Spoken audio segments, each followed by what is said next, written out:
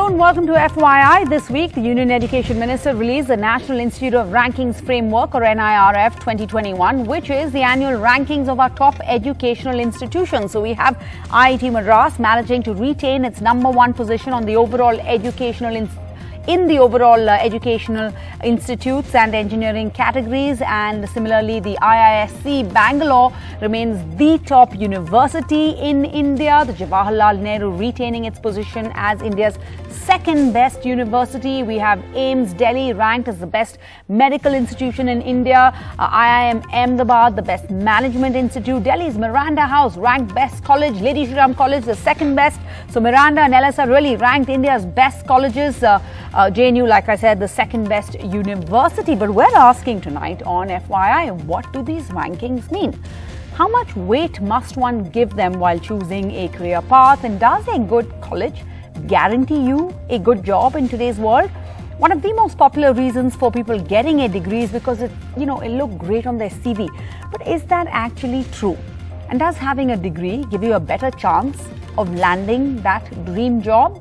Well, we have quite a panel today. We have Sumit Jain, co-founder of Yocket, that is the largest platform for study abroad aspirants. We have Choko Valiappa, founder of Hire Me, an AI-based online assessment platform providing freshers with jobs. We'll have Anjali Bhardwaj joining us in a bit, the co-convener of the National Campaign for People's Right to Information, NCPRI, Dilip Cherian of Image Guru, and we also have joining us from Upgrad. We will have also joining us from Upgrad a guest right now, who is Arjun Mohan, the CEO of India Upgrad. So I want to start with Sumit Jain. Sumit, so some say a college diploma or college degree is a start to a long, successful career, except that billionaires like Bill Gates and Mark Zuckerberg will probably disagree. So Sumit, you are a graduate of Bombay University. You've never studied abroad, but you're the co-founder of Yocket. You've still created a successful business operating out of India to allow children to have opportunities, I should say students, not children, to have opportunities that you've never had. I mean, I'm not sure if you wanted that, but you certainly did not need it, clearly, looking at where you are today and the company that you've built. So let me ask you this question. Let me put you in a tough spot. Does a good college degree guarantee you a good job? Thank you, Sarah. Guarantee, I think I would not use the word guarantee, but it does increase your chances. Today, we are living in a world where a lot of branding does help. So somewhere I feel a good college gives you that good jump start. It gives you a good foot in the door. Again, then I think how a student does, how a candidate does further in his life depends purely on himself. But a good college can give you that kind of jump start. It also depends on what kind of roles are you looking for. If you see, I think a good college, sometime when you're looking for a specialist, and if the course has it's a very nuanced course, it can make a big difference. But a lot of times, generalist jobs are something which a good college gives you a good opportunity with. Especially if you look at India, India has a very few colleges with a lot of candidates, which makes it very competitive. So one thing when someone is hiring, they look at is that the person survives well in a competitive behavior. He's hardworking, he's smart. If this is the thing what they want, they go for it. But otherwise, I think it's a big journey that you have ahead of you, and this can just give you a jump start. It can't guarantee you anything. Okay, so that's the reality check on FYI, actually, that given the competition, that's the base, right? You just need that college degree to get your foot into the door. Okay, Choko Valiappa, for years the constant drumbeat that students heard from teachers and other school representatives and parents certainly was, go to college. And we spend so much time, resources, cracking those entrance exams. And yet today, as Sumit says, there are 99%ers who can't get into a college. So open this conversation up for us. Does a college degree guarantee you a good job? You run a recruitment platform. What do you think, what do employers think about university degrees on CVs? Is that what they check first? So, yeah, absolutely. So I think, we speak about education and the other part is about skilling. And so that's the huge divide. Got it. So how is it that we can address the skilling problem? That's the key here. because the employers need skill. I mean, you might have a degree, but if you don't have the required skill for the job, then there is going to be a huge gap, right? So that's the gap you're seeing. So there is a national skill occupational framework which is available. But I think what we need to do is to see how do we skill. So the new education policy is coming and is addressing some of these things where they say that you could study, go and work, come back and learn. Because Indian medical education is one of the best, because we almost have a conjointed hospital system along with our medical schools. But the big gap is in engineering education and any other education where there is no industry academia connect from a conjointed way, which we have. So I think the emphasis needs to be on how do I get skilling. And there is a huge polytechnic system network available within India. How does the polytechnic scheme integrate along with the skill? Because one of the things, even the new education policy is not addressing it, is that just that. And if you look at India from a $5 trillion economy, we need to generate 14 million jobs a year for the next 10 years, which means a job every 2.2 seconds, for which we need that skilling infrastructure to come out. And we need to have a rapid reskilling, because these are youngsters which are coming out, and then that's the biggest gap that we see. Interesting. Well, Arjun Mohan, take that forward, please, because I'm looking UpGrad up online. There's a very interesting headline that pops up. It says that the UpGrad campus launches the best in-class online courses to make college students job ready. So does that mean, Arjun Mohan, that college students aren't job ready? Then why do they need... So, I mean, I've been listening to the point of my co-panelist. See, I just want to explain this. Let's dissect the problem, right? I mean, college degrees in a market like India is still very, very important. The brand covers, the brand gives you that 15 seconds, 20 seconds attention from any recruiter today. See, any job if you see today, whether it be a tech job or a management job in India, has a long list of applicants. And it is necessary for the institutions or organization or corporates who recruit to shorten that list, because it's not humanly possible to talk to everyone, right? And how do they do that? They rely on data points. What are those data points? Which college did this person go to? How much mark did they get to? So on and so forth. So you can't really escape that. We have to understand that a good degree from a top college still gives you that 20 seconds, 2 minutes, 5 minutes opportunity of going and presenting yourself in an interview. But having said that, finally today, a job only goes to a person who is skilled to be successful in that job. So in the interview, what are you saying? Do you know do you know how a data science problem can be solved? Are you a techie who can look at complex technical problems today? If you're going to spend your 4 years in an IIT Bombay and do nothing about it, absolutely sorry. No way you will be able to get a high-tech data science job today. So you have to, I mean, that first opportunity is there for you, but you have to upskill yourself. And there is no question of being successfully getting into a job and being successful there without the skill set today. So that's accepted, right? It is a demand economy today. There is enough and more people applying for any jobs, and there are enough and more people focused on upskilling. So that will be, and that's what we focus on as UpGrad, as you rightly said, right? I mean, 7 lakhs engineers coming out of this country every year graduating. Our government only shows that most, I mean, the corporates only say that most of them are unplaceable or unskilled.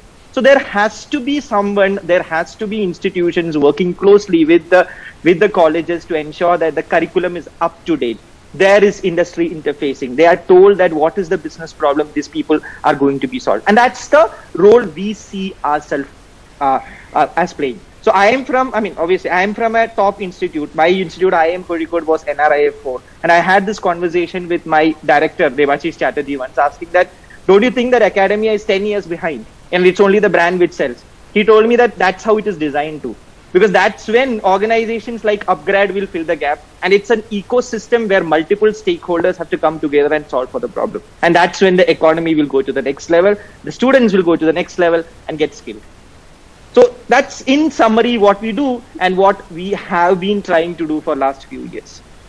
Okay. Well, now that once you have gotten the recruiter's attention, what do we need to do? Sumit Jain, I notice that you're also expanding. You've just, you're looking to expand, hire another 300 people on your team. That's a news flash, everyone. They're expanding. They're looking for anyone. If you want to join, send in your CV. But once you get all these resumes, Sumi Jain, what are you looking at? Because I know that you had one of your colleagues, Kashyap Mathani, tweeted saying they're experimenting with the new interview process for software developers who are very good at their job, but find it difficult to demonstrate that in F2F, which is face-to-face, right? And it needs nearly no human interaction. So let me ask you, we're in a pandemic year, we have a generation that's brought up on Insta and other, tech sites. What's needed? What are you looking for as you go around hiring these 300 job openings that you have in your firm? So that again depends on what roles are we hiring for. As Kashyap mentioned about, for tech, we are looking at a very pure, hardcore techies. So people who can do their job very well. And we understand that many times, interview itself, a skill which is required to do well an interview might not be exactly the same skill which is required to perform well at a job. So that is something which work we are doing from our end to ensure that we are testing people right. That's one of the most important thing I feel, where we right now see that academics is testing people on a one single level. So here we are introducing our different forms of tests. We are introducing different forms of interviews where we can get different perspectives. So for a tech job, if someone is not required to interact a lot and he does not have a great interpersonal skill, it's fine. Maybe for some other job which is where he or she requires to interact well, we would test on those parameters. So that's something which that's something which we are focusing very, very much on as employers. And this is something which I would like academics to embed there, where they can look at an all-round performance, not just parameters on one single examination. That is, I think, something where is a big mismatch right now. Interesting. Okay. Mr. Veliappa, you wanted to come in over there on that mismatch? And then I do have Dilip Cherin on standby and Anjali Bhardwaj. Yeah, absolutely.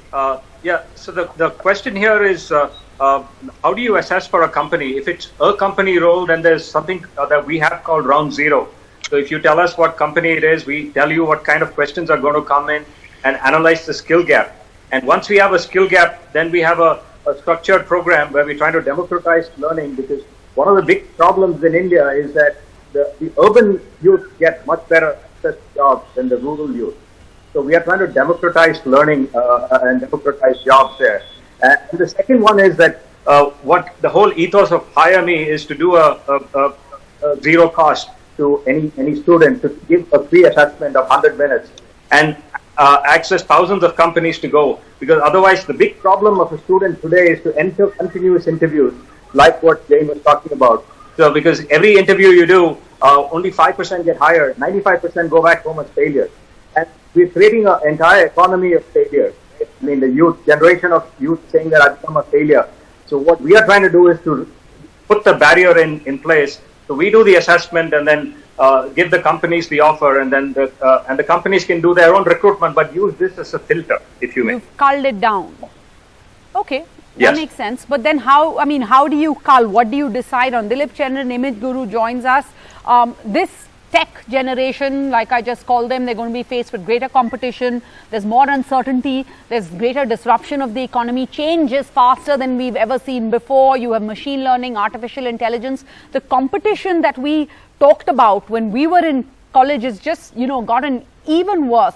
Under these circumstances, according to you, Dilip, what are we looking for?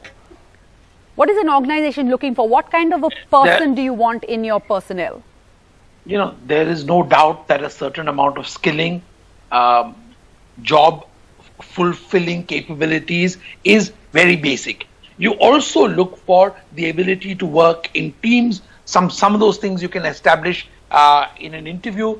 You look also for their ability to present themselves. The reason why interviews have both a bad name and a good result is because very often, at least in jobs which require you to present yourself outside of the corporate, and I sit in on job interviews for people in my own company as well as other companies on the board of which I am, and let me tell you that the outward looking jobs require skills which most organizations and most polytechnics and training organizations don't do. Now, does maxing your interview ensure that you will be a great performer at your job? Not necessarily. But do you have the minimum qualification? And at least can you be put into that revolving door so that you have a chance to prove yourself inside the company and then figure out whether you have place to grow within the company. So it is terrifying. The number of people chasing jobs is very high, and therefore the number of people who are rejected and who may have to confront the fact that they've been poorly trained, not necessarily failures, but that the training that they received during the course of many years was inadequate for the roles that companies are expecting them to fulfill, or the process that they're being made to go through.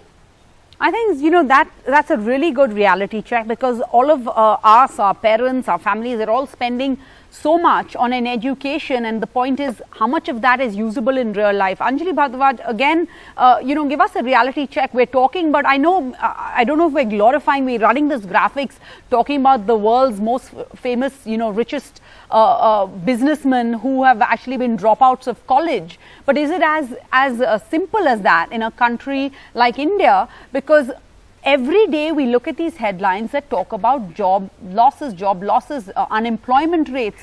How is it possible if there's so much demand for jobs, but unemployment rates are so high? Absolutely, Sarah. So I think if we look at the ground reality, just the data speaks volume. So if we even just look at the CMIE data, it showed that just in August this year, more than 1.5 million people lost their jobs in the urban and rural sector. If you're talking about graduates, people who have gone through formal graduation, data is showing very clearly that in the age group of 20 to 24 years, and this I'm giving you data not just during COVID, because we might say that there is a problem right now, we are in the middle of a pandemic. But even if you look at figures for 2017, 18 and 19, they're absolutely alarming. In 2017, the figures of average unemployment in the age group of 20 to 24 for graduates was at 42%. And it went up to 55% in 2018, and in 2019, it stood at almost 64%. So we are talking about huge unemployment rates. What the country has been experiencing is jobless growth, even at the time that the pandemic hadn't hit the country. We are talking about a situation where we have millions of people, millions of students, graduates who sit for competitive exams. And yet, if you look at the data, nearly 60 lakh vacancies exist in the central and state governments. And these are sanctioned posts that are not being filled. So I think it's very, very alarming. We do need to understand the employability, the skill upgradation in this context, where unless jobs are being created, in 2014, we heard how the BJP said that there will be 2 crore jobs every year that will be created in the country. And we are looking at a situation where steadily there has been an increase in unemployment, even amongst our educated youth, the graduates of our country. And we don't have a system, a policy framework which is addressing these problems. We need a system where immediately the public sector starts filling up vacancies. We need more people to be employed in the education, the health, other sectors. The government must ensure that sanctioned jobs are filled. There needs to be a system of registering these graduates who come out of the system to then make sure that their skills are matched, so that wherever there are jobs created, there is skill upgradation, but skills are also matched. Skills need to be matched. I think that's crucial. We can talk a little bit after the break. Thank you, Anjali. We'll go in for a short break, a little bit more on how the pandemic has changed the job market after a short break.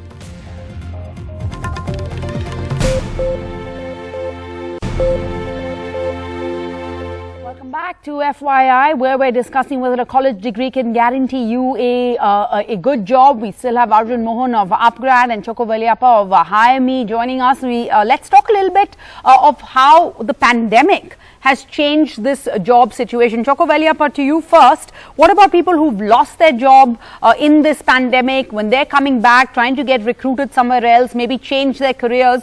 I mean, for them, surely a college degree doesn't matter from 20 years ago. Yeah, absolutely. We're seeing a huge shift.